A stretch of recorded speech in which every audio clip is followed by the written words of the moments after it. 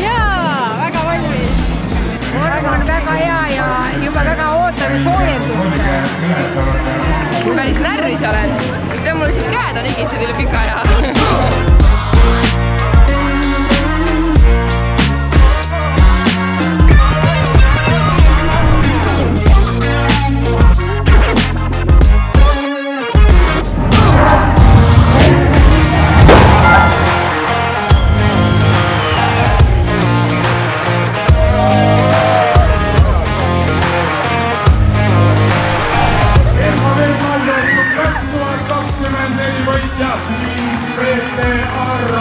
Rada oli mõnus, suhteliselt kiire, et täna oli kohe plaan nii, et tempo peale ja vaatame, mis tuleb.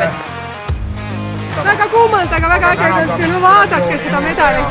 Natuke raske öös, ma ei ole septembris saati jooksnud, aga tehtud. Väga raske, aga mõnus, alati raske on hea jooksurajal. Ilm on super ja seltskond oli veel rohkem super. Isegi autod üürgasid sellest naise energiast. Väga toredad inimesed on rajal ja tee ääres ja igal pool. Esimene kord joosta kuskil jooksuvõistlusel. See on super tunne. Elagu Eesti, Slava Ukraini, elagu Seto kuningriik. Liis Arro, Helen Kell ja Pille Põhja-Eesti regionaalhaigla.